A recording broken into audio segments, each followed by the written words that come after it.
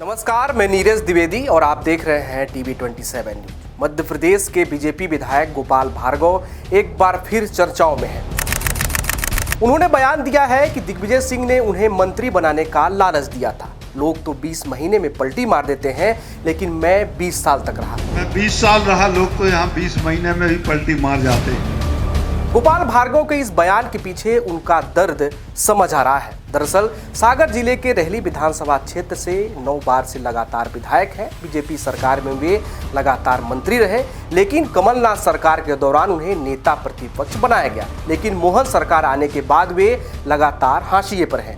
वे लगातार बयान देकर अपनी मौजूदगी और नजरअंदाजगी को बयां कर रहे हैं। गोपाल भार्गव के बयान के पीछे क्या दर्द है, इस रिपोर्ट में आपको हम विस्तार से बताते हैं। मैं 20 साल मन को बांधे रहा। मैंने कभी कई मंत्री कहते थे, मुख्यमंत्री कहते थे, दिग्विजय सिंह कहते थे, अरे गोपाल जी क्या वहां रखा है बीजेपी में, कुछ नहीं है, आप हमारे साथ आ जाओ, हम आपको बढ़िया विभाग का मंत्री बना देंगे।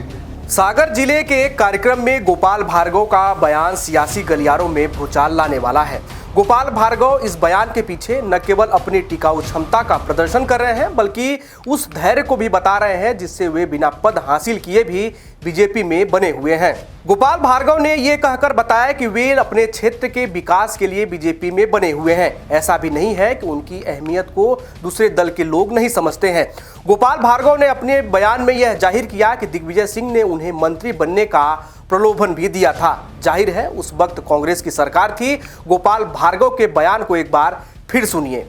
करता रहे, जूझता रहे, अपनी मांग करता रखता रहे, लेकिन सरकार नहीं माने तो शायद कोई भी आदमी होगा तो उसका हौसला टूट जाएगा, उसकी ताकत कम हो जाएगी, खत्म हो जाएगी, मन गिर जाएगा।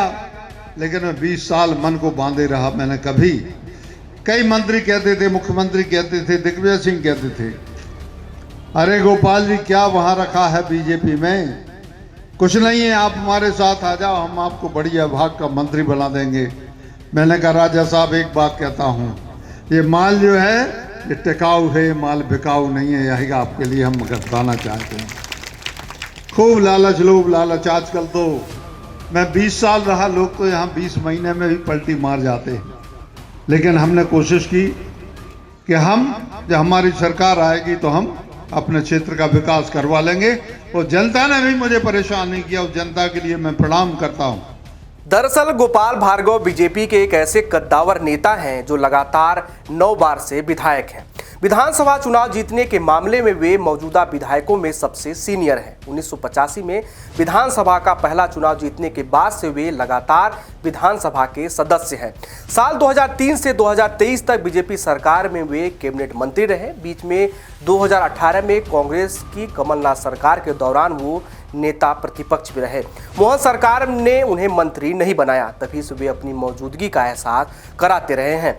बीते चुनाव के बाद वे लगातार अपने रिटायरमेंट का संकेत देते रहे हैं। एक वक्त था जब सागर से गोपाल भार्गव के अलावा भूपेंद्र सिंह मंत्री रहे। गोविंद सिंह राजपूत के बीजेपी में आने के बाद शिवराज सरकार के दौरान यहां से 3 मंत्री रहे। हर परिस्थिति में गोपाल भार्गव के मंत्री पद पर आज भी नहीं आई, लेकिन अब गोपाल भार्गव को सियासी तौर पर हाशिए पर माना जाने लगा है, तभी से वे अपने बयान दे रहे हैं। सवाल यह उठ रहा है कि क्या गोपाल भार्गव ये बताने की कोशिश में है कि कांग्रेस उन्हें और उन जैसे दूसरे विपक्षी नेताओं को अपने पाले में लाने की कोशिश में जुट गई है। गोपाल भार्गव का वजन समझिए। मौजूदा विधायकों में सबसे सीनियर, 1985 से वे लगातार विधानसभा के सदस्य। 2003 से 2023 तक बीजेपी सरकार में वे कैबिनेट मंत्री रहे। 2018 में कमलनाथ सरकार के दौरान वे नेता प्रतिपक्ष बने। 2023 में मोहन सरकार आने के बाद उन्हें मंत्री नहीं बनाया गया। वे लगातार अपने रिटायरमेंट का संकेत देते आ रहे हैं। गोपाल भार्गव के करीबी यह भी मानते हैं कि वे अपने राजनीतिक विरासत अपने बेटे अभिषेक भार्गव दीपू को सौंपना चाहते हैं। इसके लिए उन्होंने कई दफा प्रयास भी किए। अपनी पारंपरिक विधानसभा सीट रेहली से टिकट दिलाने के प्रयास उन्होंने कई दफा किए। दमोह से लोकसभा टिकट के लिए भी दावेदारी की, लेकिन कोई भी प्रयास सफल नहीं रहे।